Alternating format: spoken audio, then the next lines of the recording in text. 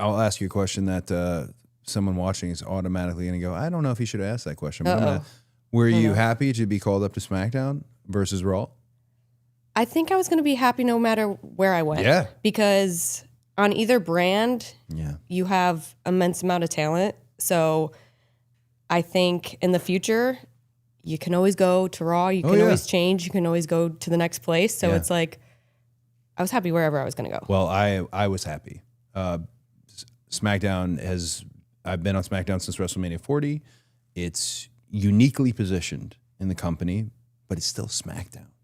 It has so much quality content that's within it, and fresh blood coming in is part of the WrestleMania cycle. It's also part of the wrestling industry in general. We just had Jimmy Hart talking about one class graduates, another class comes up, and that's and it's great being how young you guys are coming up, because now the benefit is the same benefit I had, where you get to grow up in front of them.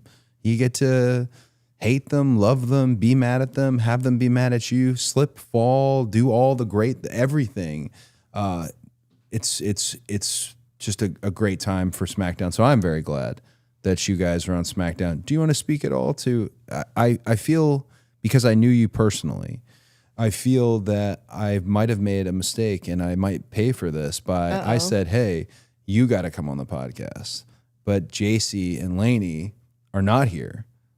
Am I in trouble with them? The thing is we're a unit. So if one of us does something, it's helping all three of us. Okay. So, I mean, then again, you should probably have them on the future. Yeah. But I need to make it up. They need, yes, yeah, for sure. I definitely would make it up. But at the end of the day, if one of us does something good, it helps all of us. I take that. Are you enjoying your time together? I know as far as wrestling goes, partners are very real often. Yes. And then every now and then when you have no chemistry and nothing amongst you, then it's not. And you look for the things that link you and the connective tissue.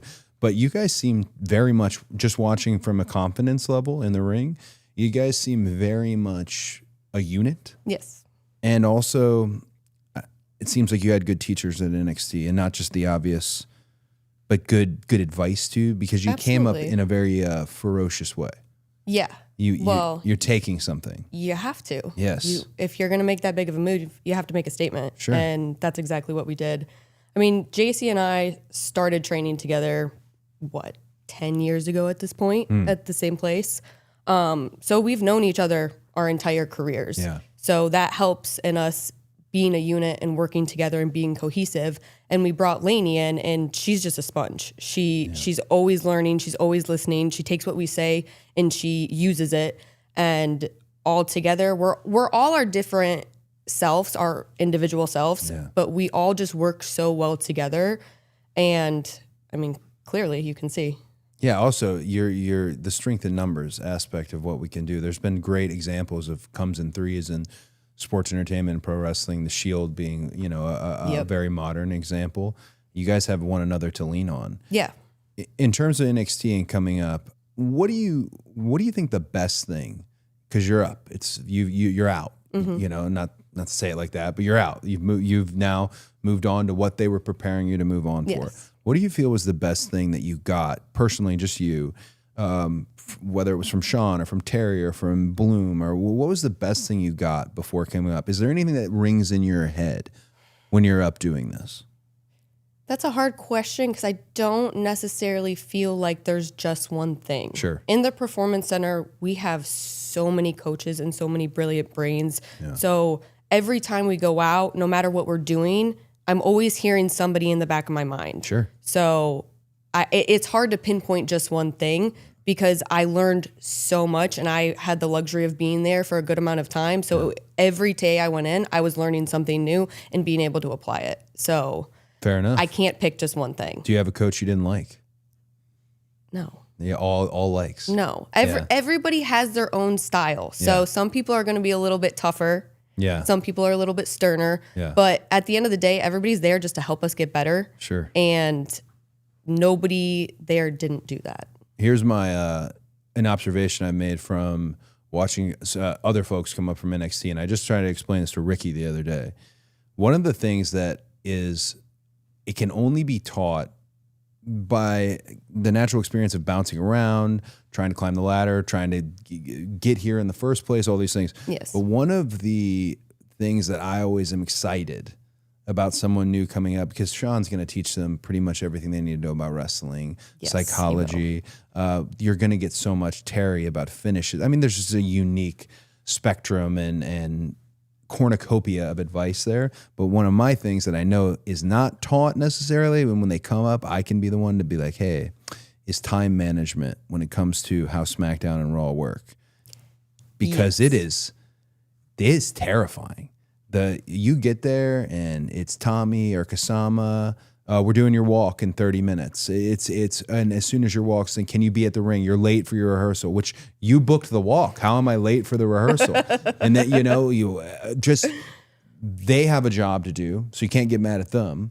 But then also you're trying to focus on the content. I'm going to deliver this unbelievable promo. I'm going to do something physically impressive. And I feel that's where I've seen you're excelling at this so far. And what you've done is it's hard to get it all to where you don't want to feel like you overcame. You want to feel like you were fully prepared. You feel like you're fully prepared?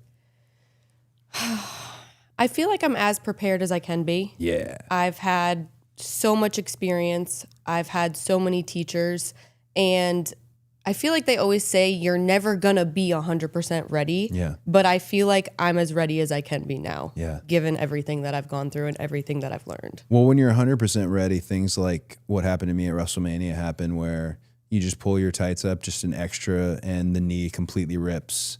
And you like that's what I feel like whenever you're 100% ready, that's curveball city. And that lately has been my whole career. But that's a very good way to look at it.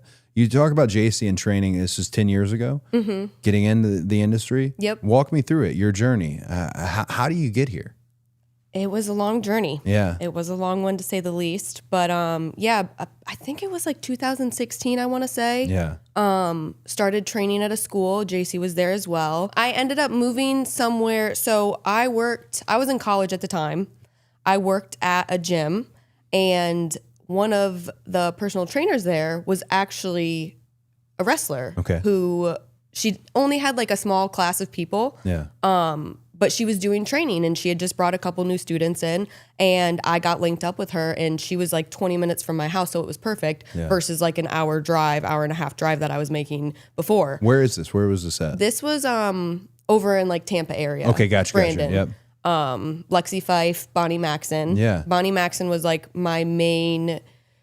she's my wrestling mom through and through. Lexi Fife, Mercedes Martinez, they all helped me start in this journey. Yeah. So I did the indies for a while. I never hit them as hard as I wish I did, because by the time I started to, and I figured out the flow, and because it's intimidating, there's a lot that goes into it, a lot of conversations, constant different people. So as soon as I hit the ground running, I ended up having to get shoulder surgery. Nothing crazy, just some bone spur removal, but that put me out for about like a year. And then COVID hit, that put me out for about a year. Had some other work that helped me get back into wrestling and everything again. And I think before that, I had a tryout in, 2019, I want to say. I think it was I had 3 tryouts total. Okay. So I had one, I think it was like 2019, 2020, and then 2021. I think it was back to back to back, if I remember correctly. My first one was actually with Jade and Ivy Nile. So that was really cool. I watched them grow. Ivy Nile is one of my close friends now. And then I think the second tryout I had, it was like in the midst of COVID. Yeah. So it was very, very small. I think there was like 10 of us, 12 of us. It was just girls. I think that was the one that Tiffany got signed off of, actually. Right. And then, what was it? The very first taping of NXT where they finally brought extras back in. Because over my whole career, I was always doing extra work, whether it was up in Raw. You saw me. Yeah. Raw, I did tons of NXT extra work.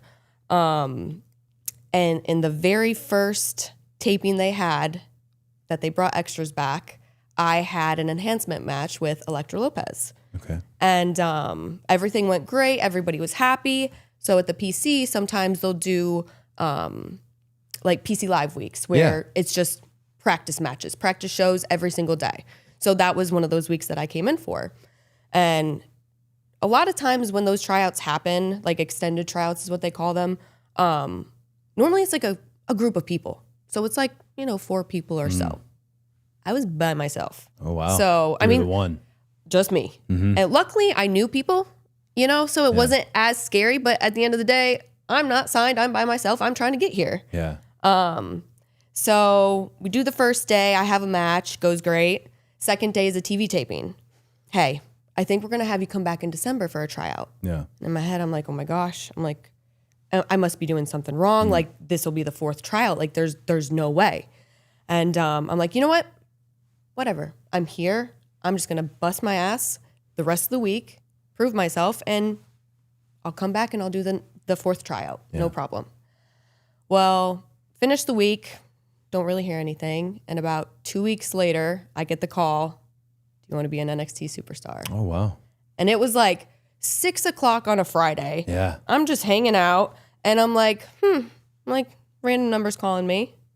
Like, oh my gosh. I'm like, it's Connecticut. I'm like, I don't know anybody in The Connecticut. old 203, huh? Yep. The 203 And I'm like, gotcha. I'm like, do I answer it? Because like, we never answer phone numbers that we don't know, especially Right. with spam nowadays. I'm That's like, very smart.